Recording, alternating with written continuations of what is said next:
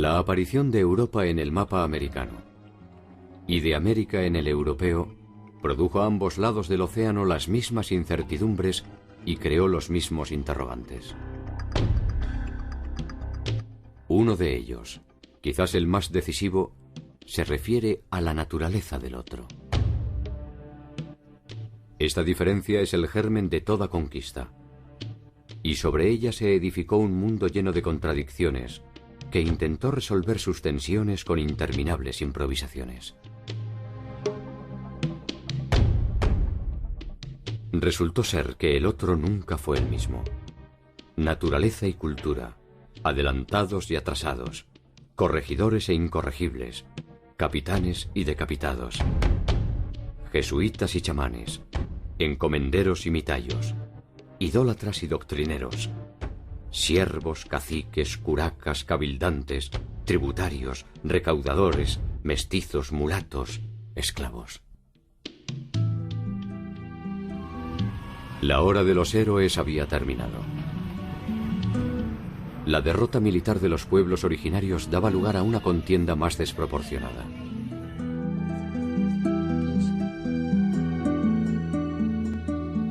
¿Cómo se inventó el mundo colonial latinoamericano?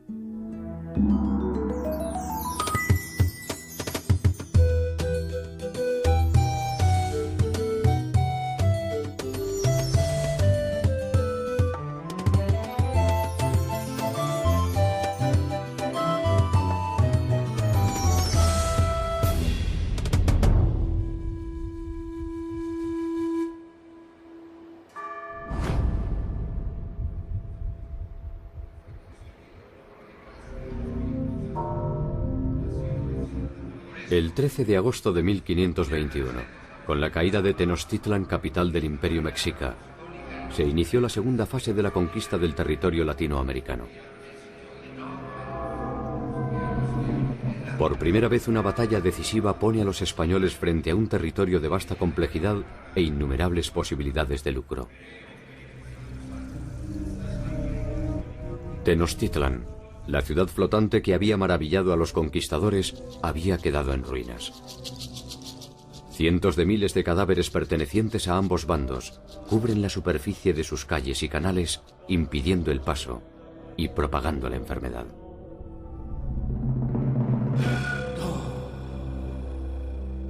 Los mexicas habían estado sitiados 3 meses sin agua potable, sin alimentos, y entonces lo único que querían era huir de la ciudad. Este fue, yo creo que uno de los momentos de mayor humillación para los mexicas, cuando tuvieron que huir de su propia ciudad y además ser sometidos a el saqueo, los vejámenes y los robos por parte de los españoles y de los tlaxcaltecas, ¿no? En particular les dolía el de los tlaxcaltecas. La derrota final de los mexicas fue obra del intelecto de Cortés y del coraje de sus aliados nativos, entre ellos los tlaxcaltecas, quienes fueron de hecho los vencedores de sus históricos enemigos. Después de la conquista española, de la derrota de los mexicas, se puede decir que en realidad, pues, la mayoría de los indígenas no se consideraban conquistados, porque de hecho ellos habían sido aliados de los conquistadores, y las estructuras políticas de la mayoría de los pueblos indígenas seguían básicamente intactos. Seguían teniendo los mismos gobernantes, que ahora eran aliados de los españoles, seguían teniendo la misma organización social, seguían funcionando básicamente de la misma manera. Los tlaxcaltecas se habían liberado del yugo mexica y pueden reclamar su porción del triunfo. Cortés supo honrar los compromisos asumidos con sus aliados, y con ello da un testimonio cabal de las ventajas de la sumisión a Carlos V. De alguna forma, aunque no lo sospecharan en la euforia del triunfo, los tlaxcaltecas habían sido advertidos por los mexicas de los tiempos por venir. Los mexicas y los tlaxcaltecas se gritaban todo tipo de insultos, ¿no? Como te vamos a comer, eres como un perro, todo tipo de cosas. Pero uno de los insultos que le gritaban los mexicas a los tlaxcaltecas era que cuando veían que los tlaxcaltecas estaban destruyendo la ciudad, les decían, sí, síganla destruyendo. A nosotros no nos preocupa porque nosotros sabemos que las van a volver a construir. Porque si nosotros ganamos esta guerra, los vamos a hacer construir piedra por piedra la ciudad. Y si los españoles ganan, los van a hacer construir la ciudad para ellos.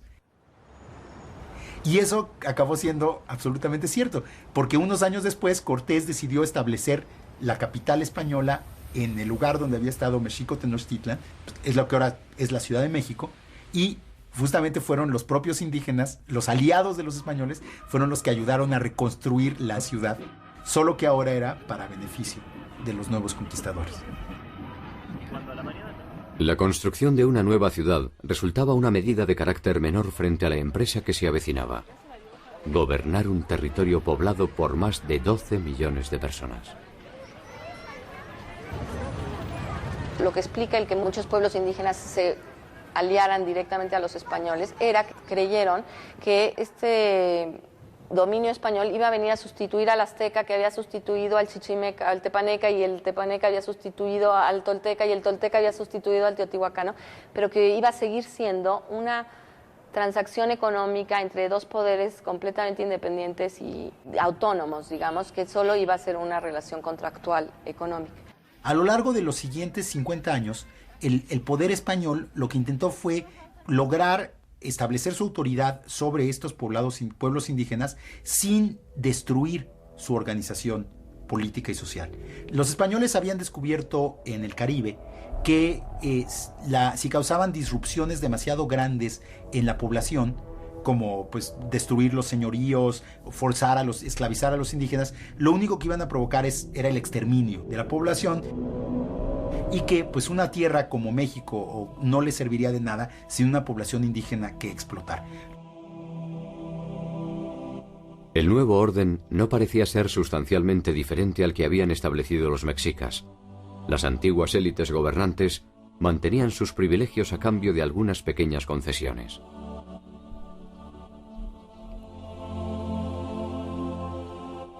Incluso la nueva religión parecía ofrecer una relación más sosegada que la que había impuesto la última etapa del gobierno mexica con el incremento de sus prácticas sacrificiales. En apariencia al menos, las condiciones tributarias solo cambiaban el destinatario de los bienes que se producían. A todas luces, el cambio de sumisión no parecía ser una oferta a desestimar. Yo creo que si los indígenas hubieran tenido plena conciencia de lo que implicaba el dominio español, la pérdida de su religión, la pérdida de sus costumbres, la pérdida de su lengua, incluso el trato peyorativo a sus instituciones, hubieran presentado mayor resistencia. Este dominio se manifiesta mediante la incorporación de los indígenas en calidad de vasallos de Carlos V. A partir de este nuevo estatus jurídico, se establece la obligación de tributar a la corona. De esta manera, los conquistadores recuperan el dinero invertido, reservando un porcentaje para el rey. Bueno, hay que pensar que la conquista de América, si bien se hizo en nombre del rey, en realidad fue fundamentalmente financiada por los propios conquistadores. Entonces, esta actividad, que era casi privada, es una mezcla de lo público y lo privado, muy típico de la época del antiguo régimen, desarrollaba o permitía desarrollar un sistema de dones y contradones. Por el hecho de haber realizado la conquista en nombre del rey, el rey estaba obligado a ofrecer ciertas mercedes. Y una de las mercedes que el rey iba a otorgar a estos conquistadores, que habían arriesgado su vida y sus dineros, fue entregar a los indios en encomienda. La encomienda es la primera forma de relación jurídica entre indios y españoles. A cada colonizador se le encomienda un número determinado de nativos que están obligados a trabajar para él. A cambio de este servicio, los españoles tienen la obligación de cuidarlos y evangelizarlos. El conquistador va a recibir el tributo que debe ir al rey, el rey se lo cede y a cambio tiene que ocuparse de la salud, entre comillas, para la época, de los indígenas y sobre todo de la evangelización Eso es la encomienda y estos señores son los encomenderos. La encomienda fue un sistema tan práctico como deficiente, y no tardó en generar conflictos. Los constantes abusos de los encomenderos sobre los indígenas provocaron protestas de los abusados y reacciones de las órdenes religiosas que presionaron a la corona para restringir las atribuciones de los encomenderos. En la primera época produjo unos abusos terribles porque no solamente eran exigiéndole trabajo a los indígenas, sino parte de la producción de su economía natural y a veces una exigencia que no tenía límites. No hay que olvidar que en las Antillas prácticamente en un siglo fueron despobladas por los abusos. El Imperio Español había tomado nota de los desmadres producidos en las Antillas, que obligaron a la importación de esclavos para trabajar. En tierra firme se intentó entonces establecer un sistema de recaudación que se basaba en las estructuras productivas preexistentes. El calpulli en México y el ayllu en el mundo andino. El ayllu es un sistema que significa la propiedad comunitaria de un territorio, pero a la vez significa tener ancestros comunes. Entonces, este ayllu es la base de la comunidad. Bueno, el trabajo comunal es una tradición sumamente importante en el mundo andino, ¿no? Tanto la siembra como la cosecha tiene que ser hecha por medios comunitarios y la comunidad siempre se ha unido para este tipo de trabajos. Los españoles mantuvieron el ayllu no tanto porque respetaran aquello, sino porque les convenía. Si mantenían esta propiedad del ayllu en comunidad, entonces ellos les pagaban un tributo. Tanto los pueblos mesoamericanos como los andinos poseían una cultura tributaria.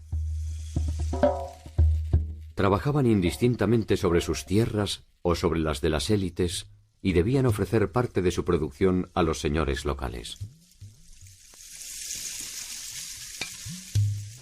La política española respetó, al menos formalmente, esta propiedad comunitaria en la medida en que le permitía la obtención de beneficios. Es el sistema que se aplicaba en los incas, que el tributo que daban era en energía, tiempo de trabajo. El problema es que en los incas estaba regulado. En tanto, en la colonia había una explotación a veces indiscriminada. Nunca se habían enfrentado directamente como individuos al tributo. El Imperio Español llegó y lo primero que quiso imponer es una tributación tú a tú, individuo con autoridad política. Y esto sí empezó a romper los lazos de solidaridad, de ayuda mutua que se tenían dentro de la colectividad, que se habían generado en la forma de producir el tributo anteriormente.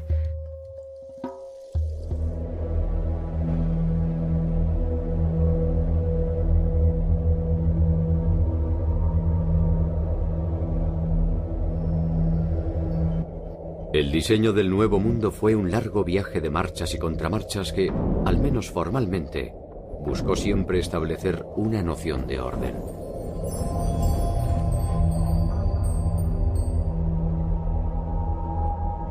El territorio era una hoja en blanco sobre la que se podía trazar una cuadrícula perfecta.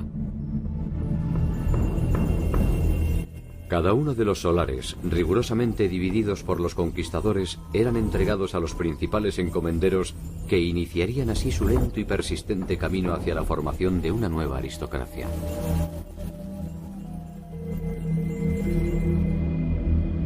Se hacen dos grandes virreinatos que duran como tales hasta el siglo XVIII, que es el Virreinato de Nueva España, que abarca México, Guatemala, Panamá, y el Virreinato del Perú, que toma prácticamente toda América del Sur. Recién a finales del siglo XVIII en los últimos tercios, se crea el Virreinato de Nueva Granada, que separa Ecuador, Colombia, Venezuela del Perú, y el Virreinato del Río de la Plata, que toma todo lo que es la actual Argentina, Uruguay, Paraguay y casi buena parte de Bolivia. Estos vastos territorios exigen una organización adecuada que persigue objetivos variados.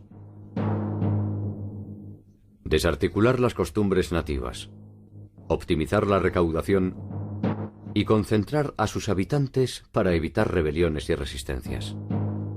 Finalmente, lo que la corona estableció en la segunda mitad del siglo XVI fueron los llamados pueblos de indios o repúblicas de indios, que eran gobiernos indígenas en los pueblos indígenas que tenían muchos elementos de los gobiernos prehispánicos, pero que los combinaban con los elementos del gobierno español. Los nombres de los cargos, gobernador, alcalde mayor, eran nombres españoles, pero las personas que ejercían esos cargos en muchos casos eran las mismas personas que habían ejercido el poder en tiempos prehispánicos o sus descendientes. La conversión y el control de los pueblos originarios se intenta obtener mediante la República de Indios. Una concentración de indígenas que intenta funcionar como un espejo de la sociedad española, recreando sus mismas instituciones y ofreciendo un espacio en el que la Iglesia podía perseguir, sin contaminación, su utopía cristiana. Pero hay que ponerse en la cabeza de la gente que vivía en esa época, cuya fe es auténtica, matizada de supersticiones, no muy pura teológicamente. Todo eso, por cierto, era así, pero de todas maneras hay una fe primitiva, podríamos llamarla, totalmente auténtica.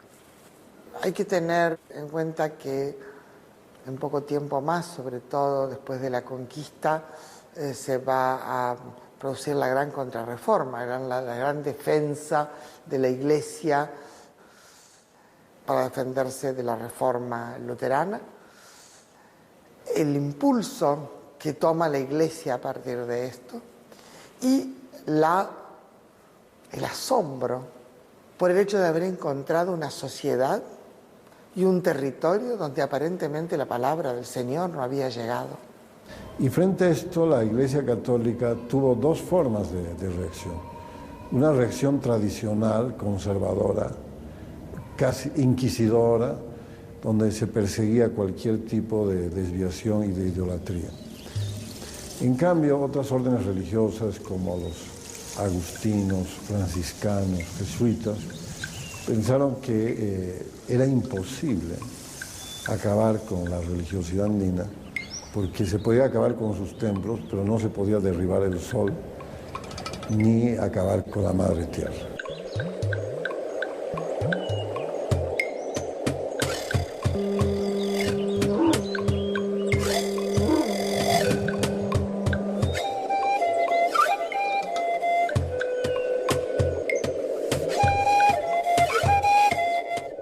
La llamada conquista espiritual produce sin dudas una desarticulación más extrema que las imposiciones de corte político o económico.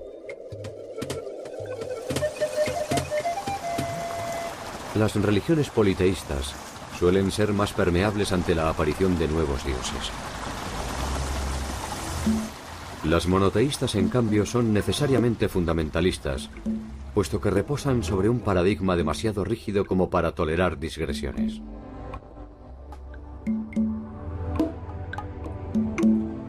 Podría decirse que la ciega voluntad puesta en el proceso de la evangelización responde más a una confirmación de la fe propia que un cuestionamiento de la ajena.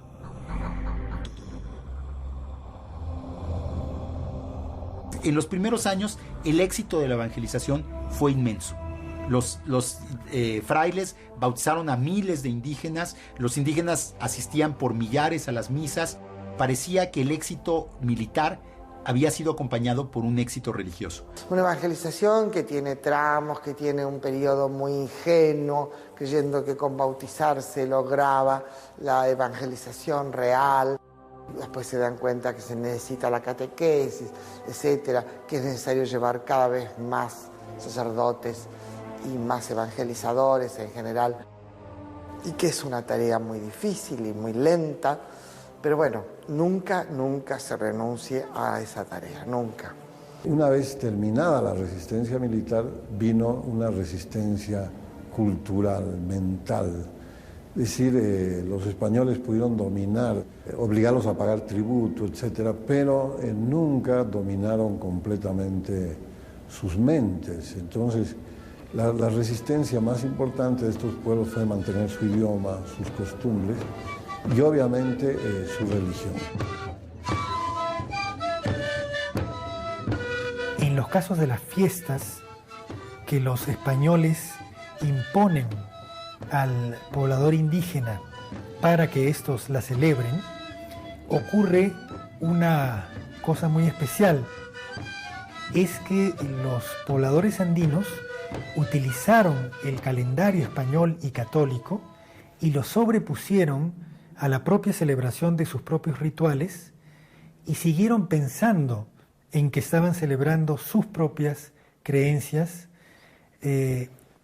adorando a sus propias deidades, a pesar que estuvieran bajo el nombre y la denominación de un santo español o de una virgen, como se los exigían los evangelizadores de la colonia. Con nombre del Padre, el Hijo y Espíritu Santo. Amén. Esta familia, Tatshmanchila, Baraka Chachila, Chuchula Chachila, Velapeta Chachila. Dulce María. Los pueblos indígenas tuvieron resistencia al cambio y lo más difícil para adaptarse es lo ideológico, ¿no? Entonces ellos de alguna manera tomaron cosas del catolicismo y de la nueva prédica evangelizadora que les hacían los sacerdotes y de alguna manera supieron reconocer algunas cosas que su propia religión les proveía y hicieron una bellísima integración de conceptos antiguos con conceptos modernos. En algunos casos cambiaron los nombres, pero en esencia se seguía manteniendo el culto, por ejemplo, a las deidades protectoras de la agricultura, a las deidades protectoras de las clases menos protegidas, a la veneración de fuerzas naturales que les eran importantísimas para su vida cotidiana, como la lluvia, la vegetación, la regeneración de las plantas, etc.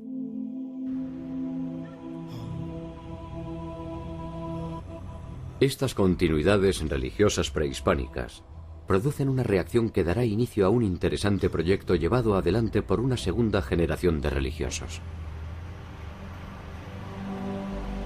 Los frailes que ya conocían más a fondo la cultura indígena, que ya hablaban las lenguas indígenas, se empezaron a dar cuenta que si bien los indígenas iban a misa y si bien los indígenas le rendían culto a Santiago, a la Virgen y a los santos patronos que tenían en sus pueblos de indios, eso no significaba que hubieran abandonado otros aspectos muy importantes de sus religiones prehispánicas. Esta segunda generación de religiosos realizaron un proyecto muy interesante desde un punto de vista antropológico, de estudiar las culturas indígenas para poder conocer a fondo cuáles eran los elementos que habían sobrevivido de ellas en la nueva religión católica. Esto da origen a una serie de obras memorables entre las que destacan La historia de las Indias de Nueva España, de Fray Diego Durán.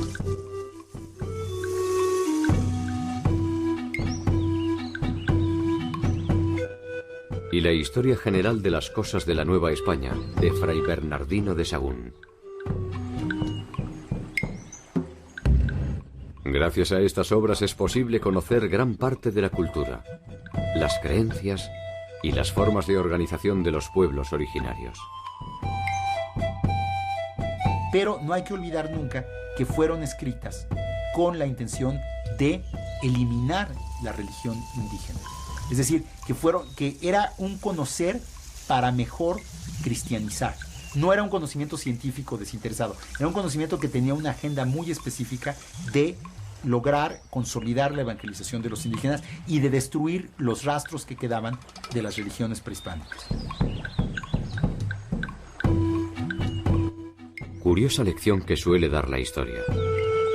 Los mismos conquistadores que habían destruido la mayor parte de los códices originarios son quienes recopilan minuciosamente cada una de las costumbres de los pueblos conquistados.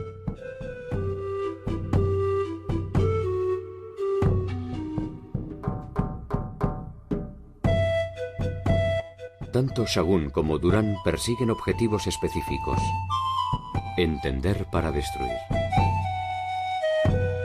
Sin embargo, en ocasiones sus crónicas se abandonan a una contemplación que ofrece una visión distintiva de los vencidos.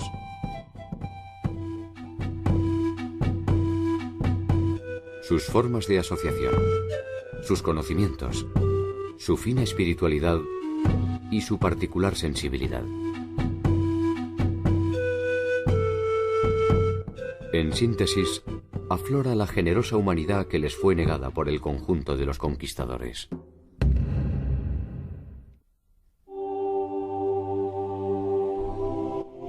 Tanto la corona española como la portuguesa intentaron establecer un modelo teórico de sociedad.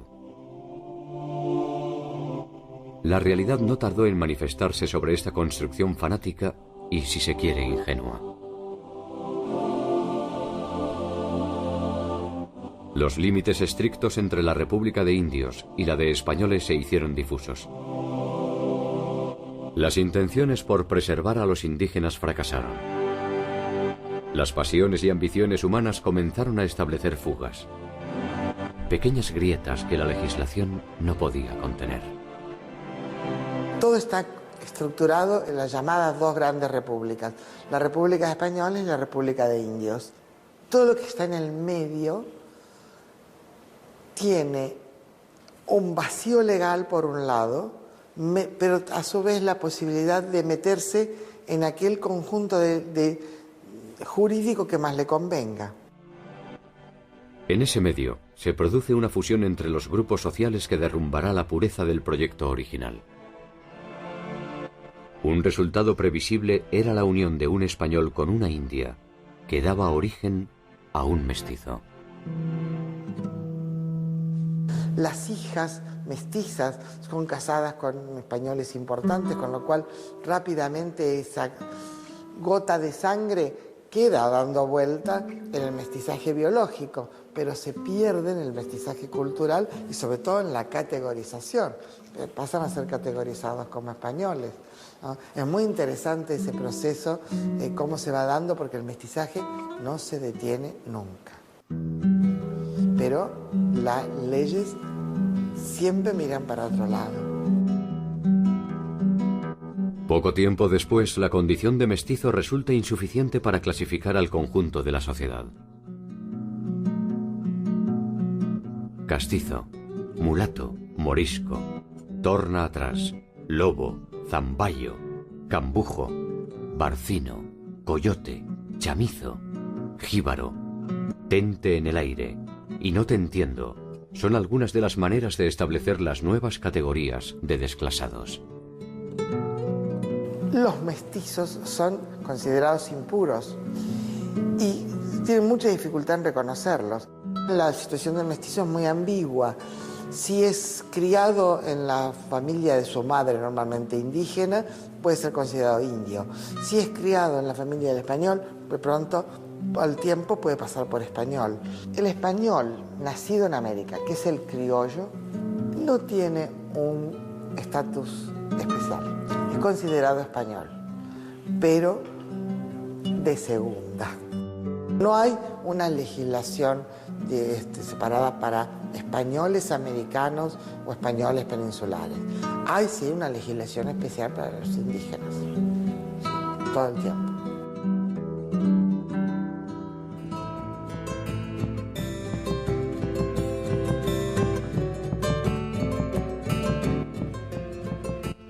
Hacia finales del 1500, el mundo prehispánico está virtualmente desaparecido.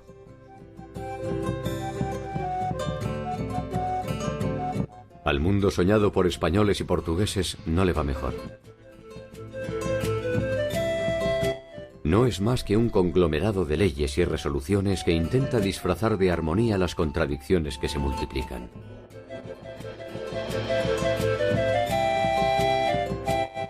Latinoamérica se abre paso a su propio tiempo histórico.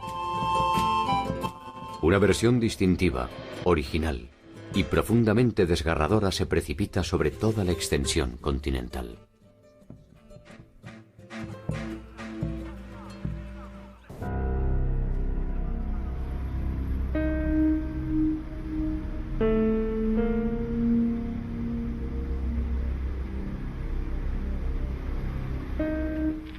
Ninguno de los mundos que se encontraron era perfecto. Y los eufemismos para denominar el evento desnudan necesariamente sus intencionalidades.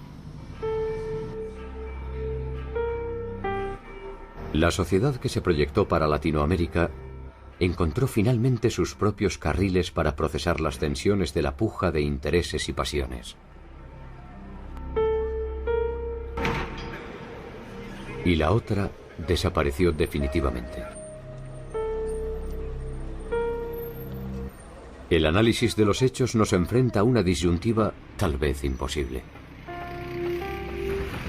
Intentar recuperar el mundo originario o aceptar lo que somos hoy en día.